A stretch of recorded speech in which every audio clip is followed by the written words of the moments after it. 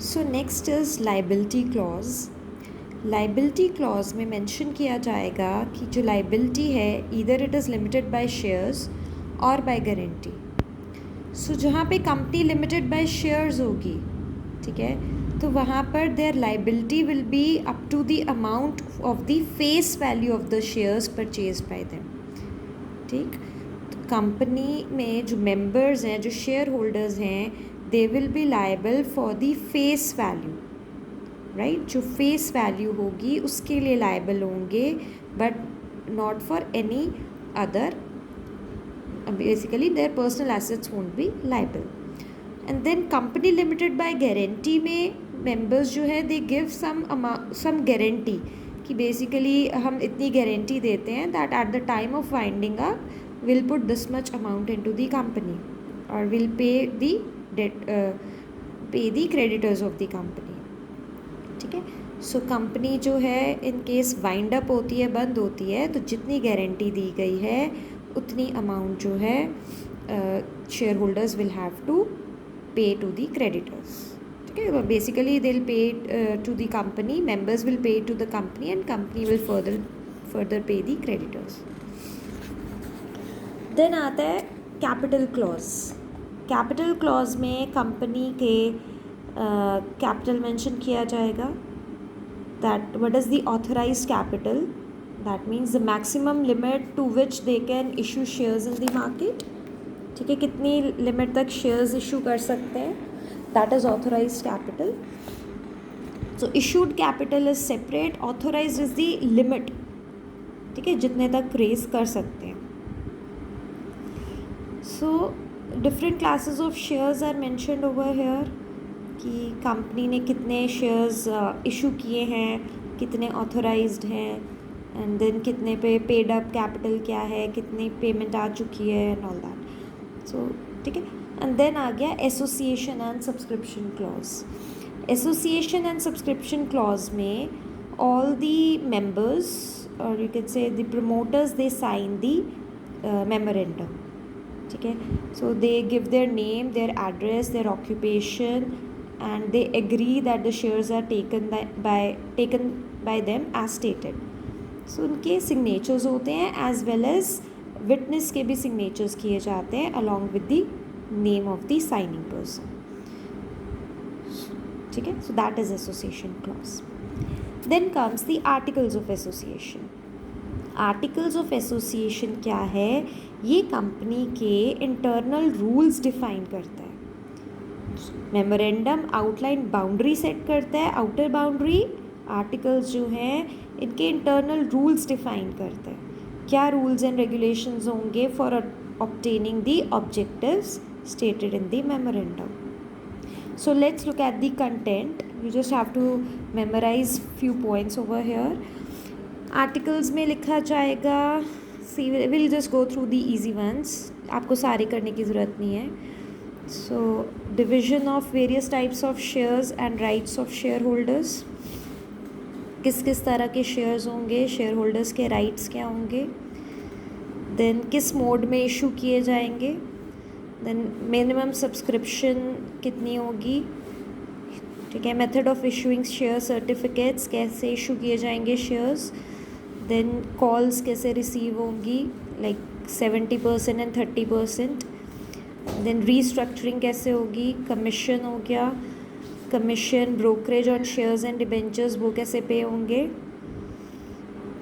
Then appointment of auditors, उनकी powers क्या होंगी, then rules regarding meetings of the company, quorum, ठीक है, मतलब जब कोई मीटिंग होती है तो बेसिक रिक्वायरमेंट होती है कि मिनिमम इतने मेंबर्स ज्वाइन करेंगे तभी मीटिंग होगी, दैट इज़ क्वेरम।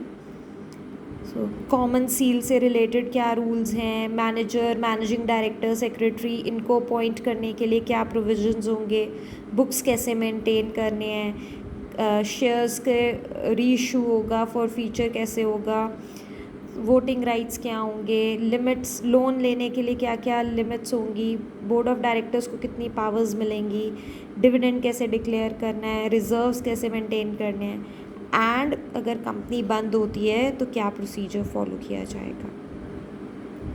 सो ये सारी चीज़ें, इट्स एक detailed description about various rules and regulations of the company, कैसे रन की जाएगी कंपनी, ठीक है. सो देन आता है difference between memorandum and articles of association, that's very important. First आ गया ऑब्जेक्टिव. सो मेमोरेंडम में it defines the objectives of the company, whereas article defines the rules for attaining the objectives, ठीक है. Memorandum objectives बताता है and articles उनको obtain करने के लिए रूल्स डिफाइन करता है. देन आ गया position. Memorandum is a very important document, it is a vital document. Articles जो है सब्सिडियरी डॉक्यूमेंट है, मेमोरेंडम के बाद आता है. Relationship. Memorandum defines the relationship between the company and the outsiders. Memorandum जो है कंपनी और आउटसाइडर्स के बीच का रिलेशनशिप डिफाइन करता है, ठीक है. whereas articles defines the relationship between members and the company. Members और कंपनी के बीच का रिलेशन डिफाइन करेगा. मेमोरेंडम कंपनी का आउटसाइडर्स के साथ डिफाइन कर रहा है, whereas आर्टिकल्स जो है it defines the relationship between members and the company. जो लोग काम करेंगे उनका कैसा रिलेशन होगा. देन आता है validity. So any activity which is done beyond the memorandum of association, तो वो कंपनी उसे एक्सेप्ट नहीं करती है. ये माना जाता है कि कंपनी ने उसको परफॉर्म नहीं किया है.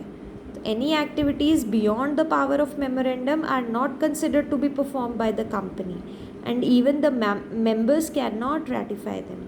Even all the members can not ratify them. Ratify means कि उसको बाद में करेक्ट नहीं कर सकते कि ये मेंबर्स ने ही किया है.